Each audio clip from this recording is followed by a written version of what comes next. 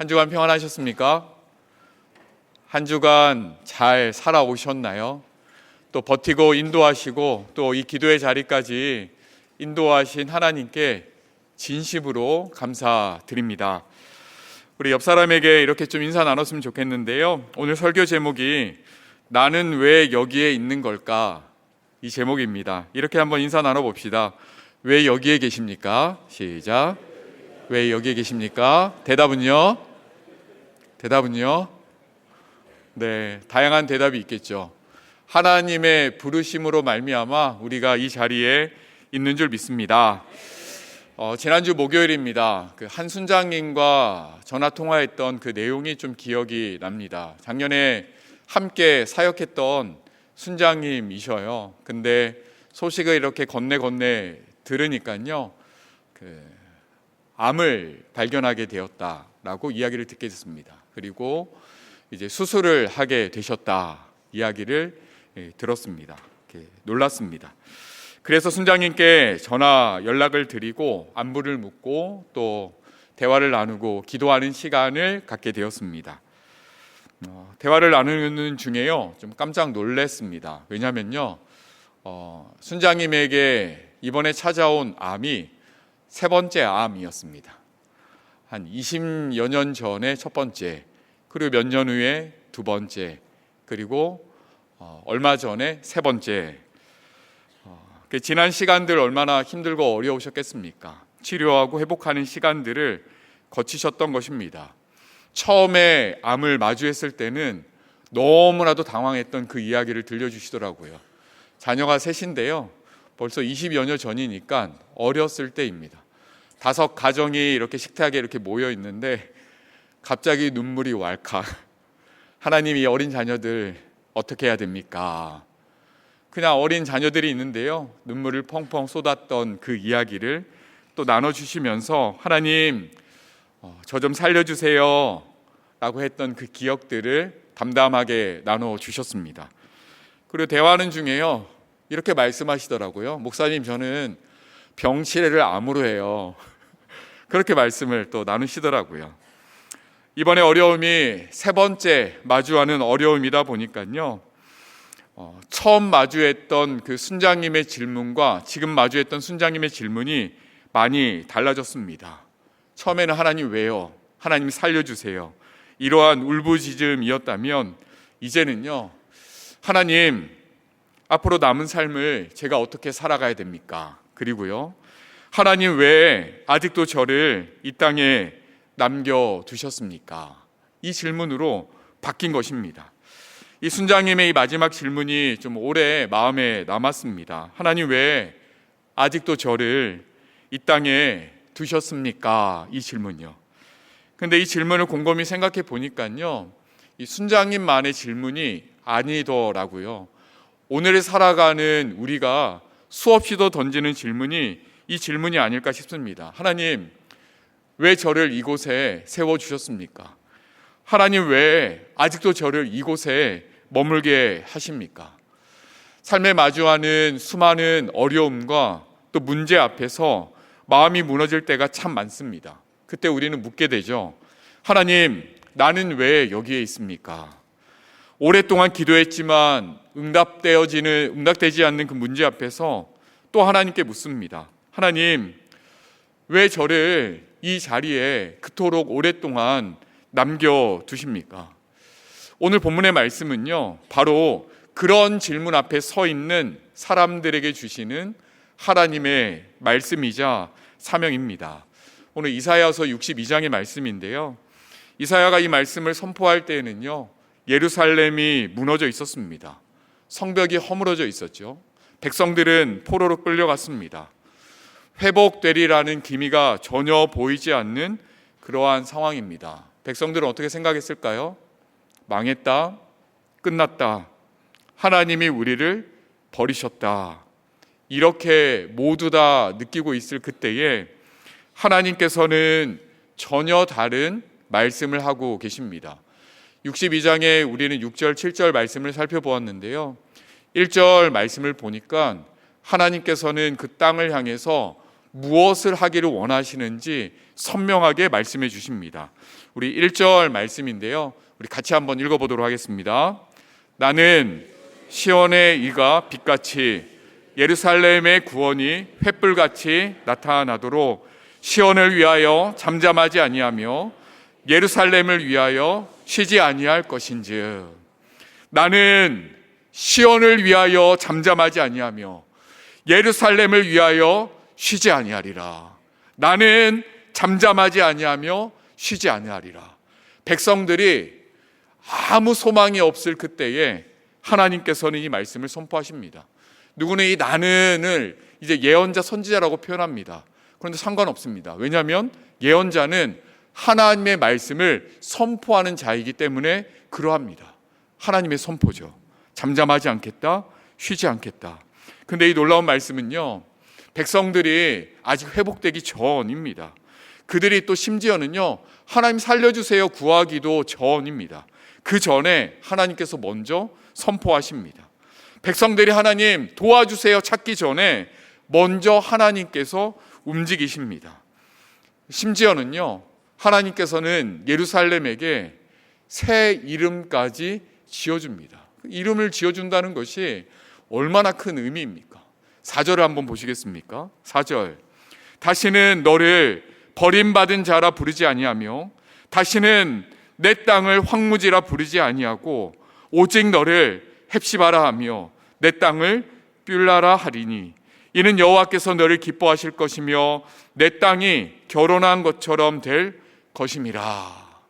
이 말씀을 반복해서 읽으니까 마음의 감동이 전해집니다. 나 버림받은 자 같은데 하나님께서는 아니라고 말씀하시죠.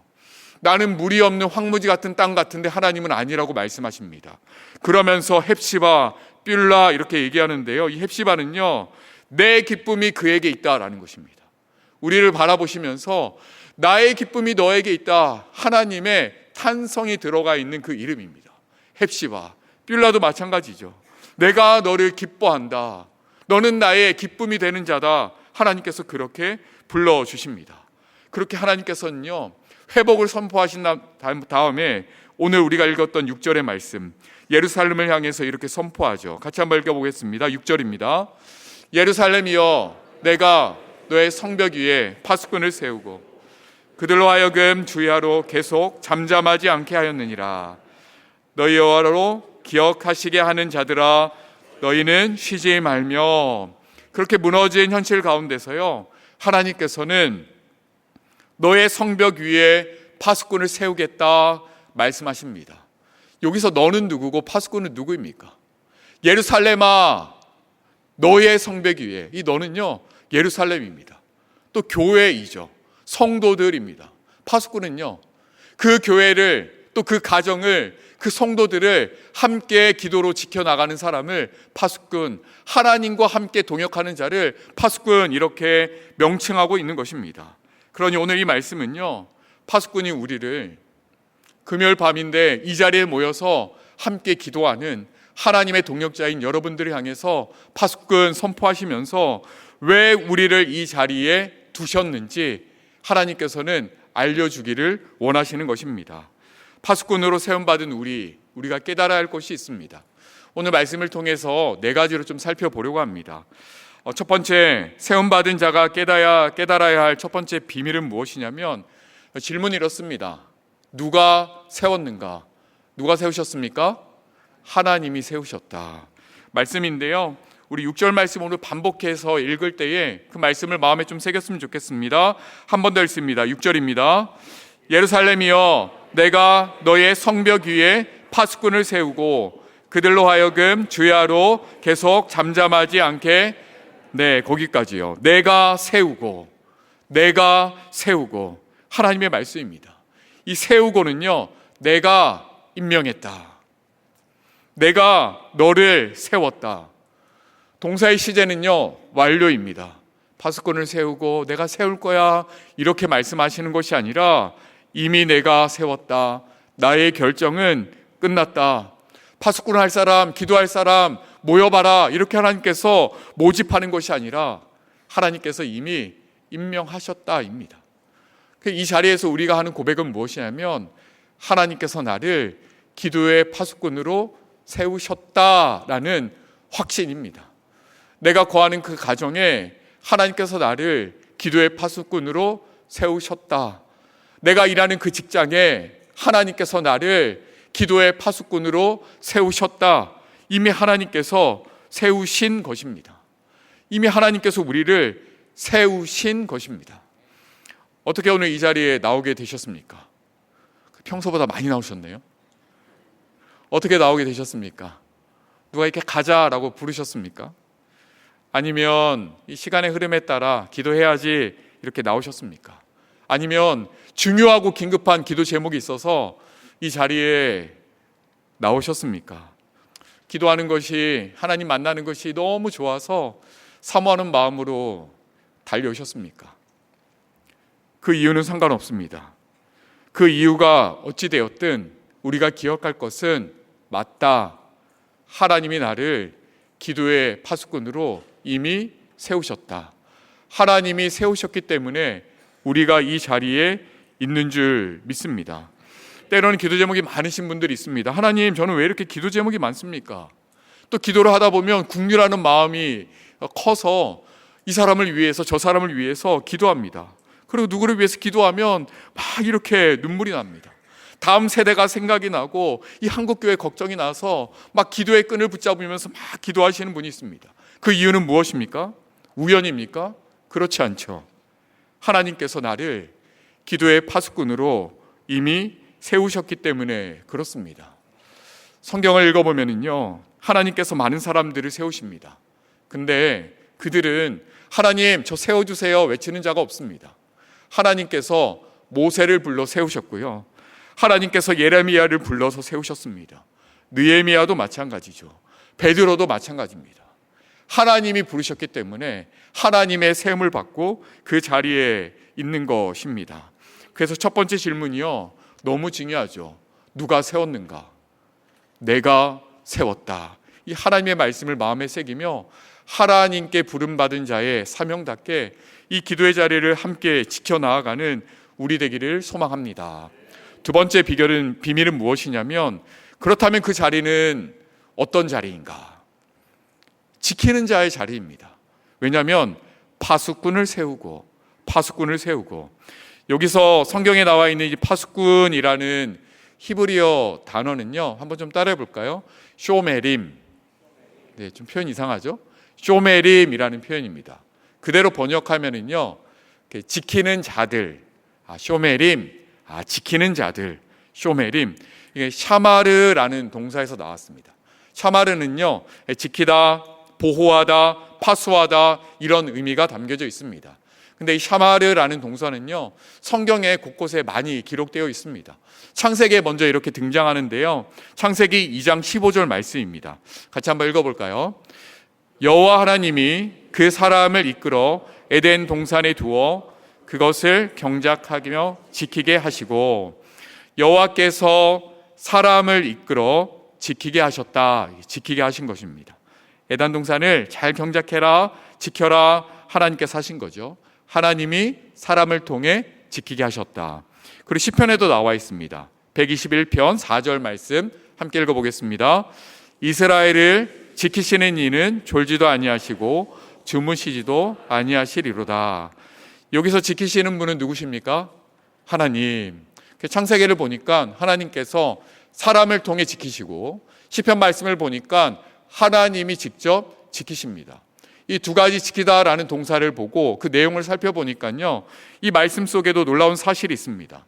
하나님은 먼저 우리를 지키시는 분입니다. 그죠? 하나님은 우리를 지키시는 분입니다. 그런데 동시에 하나님은 사람을 통해 이 세상을 지키십니다. 하나님은 우리를 지키시고 또 동시에 하나님은 우리를 통해 역사하시고 일하시는 분입니다. 하나님께서 직접 우리를 보호하시고 돌보시지만 하나님께서는 기도하는 사람을 통해서 이 땅을 돌보시고 지키십니다. 쇼메림, 지키는 자들, 그 복수입니다. 이임 붙으면 복수이거든요. 이 복수입니다.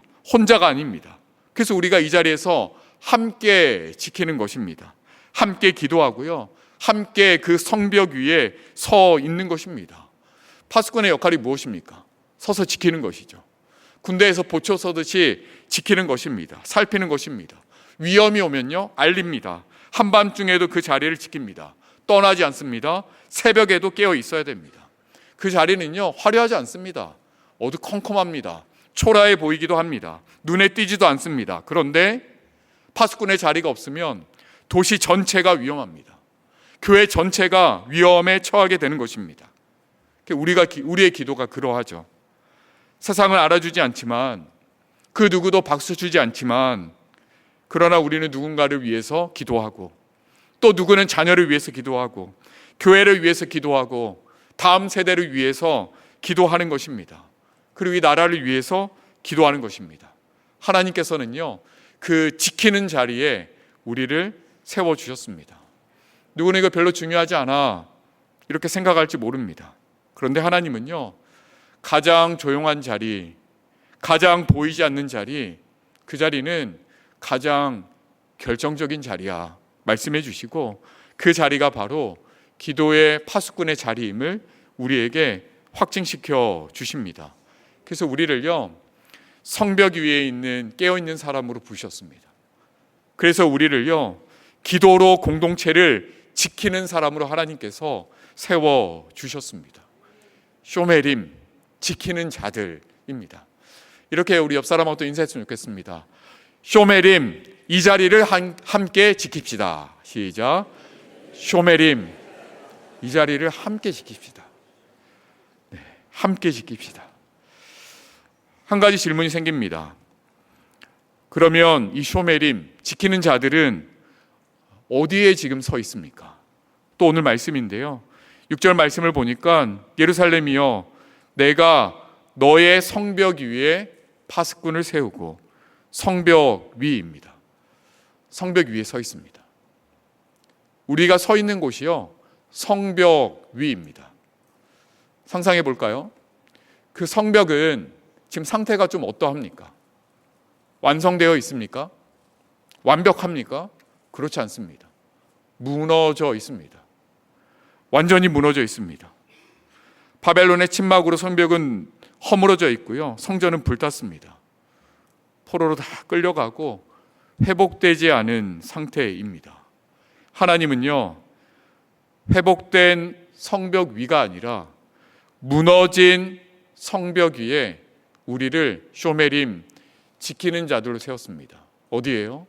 무너진 성벽 위에. 세 번째 비밀은 이것입니다. 나는, 그리고 우리는 어디에 서 있는가? 어디에 서 있습니까? 무너진 성벽 위에 있다. 무너진 성벽 위에 있다. 우리가 흔히 이렇게 이야기합니다. 하나님, 문제가 좀 해결되면 하나님 앞으로 나가겠습니다. 몸이 회복되면 좀 섬길게요. 가정이 좀 안정되면 헌신하겠습니다. 내가 좀 기도의 응답을 좀 받아야 그 다음 기도를 하지 않겠습니까? 무엇을 하면 하겠습니다. 이렇게 생각하고 말하곤 합니다. 그런데 하나님은요, 그렇게 말씀하지 않습니다. 회복된 다음이 아니라 회복을 기다리는 그 자리에 우리를 부르십니다. 완성된 다음이 아니라 아직 부족한 그 자리에 우리를 세우십니다. 성도님들이 신방하고 함께 이야기를 나누면요, 어떤 이야기로 정리할 수 있는지 아십니까? 우리의 삶에 무너진 성벽 이야기로 정리할 수 있습니다. 목사님, 저는 우리 가정이 지금 이렇게 무너져 있습니다. 목사님, 지금 제 마음은 이렇게 무너져 있습니다. 목사님, 제가 이 관계는요, 지금 이렇게 무너져 있습니다. 그 내용을 다 정리하면은요, 그 이야기는 우리 삶의 무너진 성벽의 이야기입니다.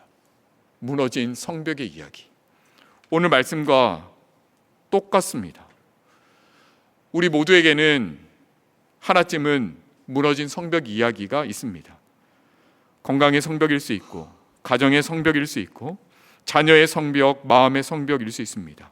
그런데 하나님께서는요, 그 자리에서 우리에게 이렇게 말씀하십니다.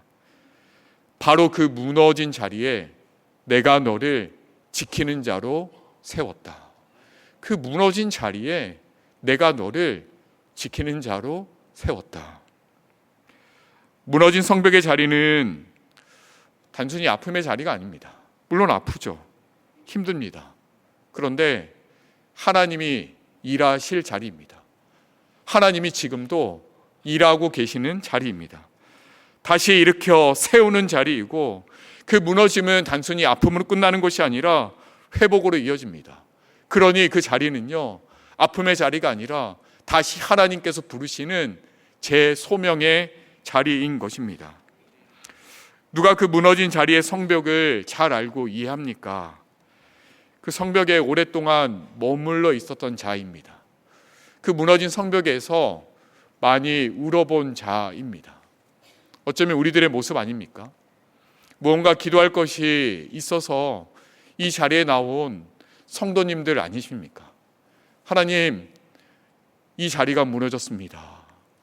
그 자리에서 많이 울어본 사람이요, 그 자리에서 눈물 흘리는 자의 마음을 압니다. 자녀를 위해 오랫동안 기도한 사람이 자녀의 아픔을 알고요, 질병으로 울어본 사람이 그 아픈 사람의 마음을 압니다. 눈물로 기도해 본 사람이요, 그 중보하는 심령의 그 마음을 아는 것입니다. 그러니 무너진 성벽에서 우리가 많이 눈물을 흘릴수록 하나님께서는 그 자리를 우리의 사명의 자리로 회복시키시고, 그 자리에서 동일하게 눈물을 흘리는 자를 일으켜 세울 수 있는 지키는 자로 세우시는 줄 믿습니다. 마지막 질문입니다. 그렇다면 이 지키는 자들은 어떻게 살 것인가? 정답은요, 주야로 잠잠하지 않겠다입니다. 다시 한번 말씀 읽어보겠습니다. 6절입니다. 우리 한번 큰 소리로 한번 읽어볼까요? 예루살렘이여, 내가 너의 성벽 위에 파수꾼을 세우고 그들로 하여금 주야로 계속 잠잠하지 않게 하였느니라. 아멘. 여기까지요. 주야로 계속 잠잠하지 않게 하였느니라. 여기서요, 주야로 계속이라는 또 히브리어 단어가 중요한데요, 이게 타미드라는 단어입니다. 타미드. 이것은요, 항상 계속해서 의미가 있습니다. 항상 계속해서. 이 타미드라는 단어는요, 그 성막의 언어입니다. 성막의 언어. 성막에서요, 무엇이 항상, 무엇이 끊임없이 있었습니까? 무엇이 있었습니까? 먼저는요, 꺼지지 않는 등불입니다. 타미드. 꺼지지 않는 등불, 타미드의 등불입니다. 그리고요, 매일 드리는 제사. 매일 드리는 것이 타미드 제사입니다. 완벽하지 않는 제사이기에 하나님께 매일 드렸던 그 매일의 제사, 멈추지 않는 제사가 타미드입니다. 하나님 앞에 항상 타오르는 불이 그러했고, 그 제사가 그러했습니다. 우리의 기도는요, 타미드 기도입니다. 끊임없는 기도, 항상 있는 기도. 그래서 우리의 소망은, 하나님, 우리의 기도가 꺼지지 않는 등불처럼 하나님께 올려지는 기도 되기를 소망합니다. 이 기도 되었으면 좋겠습니다. 조금 전에 신방한 집사님의 이야기를 들어보니까 남편을 위해서 계속 기도했는데 잘 변해요, 안 변해요? 변하지 않는 거예요. 변하지 않는 거예요. 그러니까 그 기도가 조금은 식어지고 차가워졌다라는 이야기를 듣게 됩니다. 다시 한번 이 말씀 앞에 우리가 섰으면 좋겠습니다. 하나님께서 무너진 성벽, 때로는 세워가야 될 우리의 가정 가운데 나를 지키는 자로 세워주셨구나. 내가 해야 될 기도는 타미드, 끊임없는, 멈추지 않는 기도이구나. 이 사실을 기억하면 좋겠습니다. 잠잠하지 않는다, 이 말은 침묵하지 않겠다는 것입니다. 상황이 어렵다고 멈추지 않겠다는 것입니다. 응답이 늦어져도 하나님, 내가 계속하겠습니다. 몸이 약해져도 하나님, 내가 외치겠습니다. 부르짖겠습니다. 하나님께 아뢰겠습니다. 찾겠습니다. 이것이 파수꾼의 삶입니다. 지키는 자의 삶인 것 같습니다. 삶입니다. 저 주변에는 기도하는 사람들이 참 많습니다. 그리고 참 그분을 본받고 싶습니다. 오늘 말씀을 준비하면서 그 102세에 돌아가신 할아버지가 생각이 났습니다. 오래 사셨죠. 전주에 내려가서 할아버지 집에 잘 때가 있었습니다. 그때 제가 목사였거든요. 한 11시 반 장례가 있어서 갔는데 할아버지 집에 잠시 머물려고 갔습니다. 11시 반에 이제 힘들어서 누워서 벌러덩 누워서 잤는데요, 그때 할아버지가 이제 90대였어요. 정확히 기억은 안 나지만 이 손자의 이부자리를 펴주고 저를 이렇게 눕힌 다음에 할아버지는 뭐 하셨을까요? 기도하시더라고요. 네, 깜짝 놀랐습니다. 목사의 저는 피곤하다고 벌러덩 누워서 자는데 할아버지는 저를 다 챙겨주시고 그 이부자리에 앉아서 한동안 기도하는 그 기도요. 뭐 대단한 기도입니까? 타미드의 기도입니다. 멈추지 않는 기도입니다. 끊임없는 기도죠. 그 기도가 얼마나 복된지 모릅니다. 제 할아버지는 가정에서 한 일주일 반, 2주일 누워 계시다가 소천하셨습니다. 병원도 안 가셨어요. 하나님께서 그 하나님을 붙잡는 그 인생을 얼마나 복되게 여기시는지를 모든 자녀들이 지켜보았습니다. 그리고 저희 아버지 새벽 4시, 4시 반이면 지금도 변함없이 일어나 2시간 정도 온 가족들을 위해, 세상을 위해, 열방을 위해 나라를 불러가면서 기도하십니다. 멈추지 않는 타미드의 기도입니다. 기도하는 사람이 있기에 이 땅은 망하지 않습니다. 기도하는 자가 있기에 우리 교회는 망할 수 없습니다. 하나님께서는요, 타미드, 항상 끊임없는 그 기도를 듣고 일하시는 분이십니다. 이 타미드 기도는요, 내가 해야지, 결단한다고 될까요? 나 진짜 끝까지 해봐야지 나의 노력으로 되겠습니까? 이것이 가능하려면 우리가 처음에 읽었던 이사야서 62장 1절 말씀이 필요합니다. 1절 말씀인데요, 제가 한번 읽어보겠습니다. 나는 시온의 의가 빛같이 예루살렘의 구원이 횃불같이 나타나도록 시온을 위하여 잠잠하지 아니하며 예루살렘을 위하여 쉬지 아니할 것인즉. 그 기도를 하는 사람은요, 이 하나님의 말씀을 먼저 듣는 자입니다. 맞다. 하나님이 나를 위해, 하나님이 우리를 위해 잠잠하지 않으시는구나.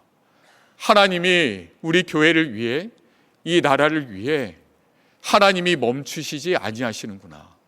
그 하나님의 멈추지 않는 그 사랑과 그의 구원에 대한 열정이 내 마음 가운데 떨어질 때야 내가 그 힘으로 타미드의 기도를 이어갈 수 있는 것입니다. 하나님은요, 먼저 쉬지 않으십니다. 하나님은 먼저 포기하지 않으시고 하나님은 그 사랑을 먼저 멈추지 않으십니다. 그 하나님의 사랑을 바라보는 우리가요, 그 타미드의 기도, 멈추지 않는 기도를 이어가게 될 줄로 믿습니다. 말씀을 정리하겠습니다. 오늘 지키는 자들로 우리는 세움을 받았습니다. 그리고 그 비밀을 4가지 깨달았습니다. 제가 한번 질문을 읽으면 우리 성도님들은 답해 주시면 좋겠습니다. 첫 번째 질문, 누가 세웠습니까? 그 자리는 어떤 자리입니까? 우리는 어디에 서 있습니까? 우리는 어떻게 살아야 합니까? 이렇게 살아가는 우리의 삶 되기를 소망합니다. 설교를 시작하면서 나눴던 3번째 찾아온 암을 마주했던 한 순장님의 질문이 여전히 기억에 납니다. 하나님, 왜 아직도 나를 이곳에 남겨두셨습니까? 알 수 없는 고난 속에서 순장님이 꽉 붙잡았던 말씀을 저에게 전해주시더라고요. 갑자기 통화해서요, 성경책 펼쳐놓고 얘기해 주신 구절이 아니라 순장님께서 그 긴 세월 마음에 품었던 한 구절을 마치 저에게, 마치 우리에게 선물로 주셨습니다. 시편 16편 8절 말씀입니다. 내가 여호와를 항상 내 앞에 모심이요 그가 나의 오른쪽에 계심으로 내가 흔들리지 아니하리로다. 아멘. 같이 한번 읽어보겠습니다. 내가 여호와를 항상 내 앞에 모심이요 그가 나의 오른쪽에 계심으로 내가 흔들리지 아니하리로다. 아멘. 지키는 자들로 살아가기 위해서 우리에게 이 말씀이 필요합니다.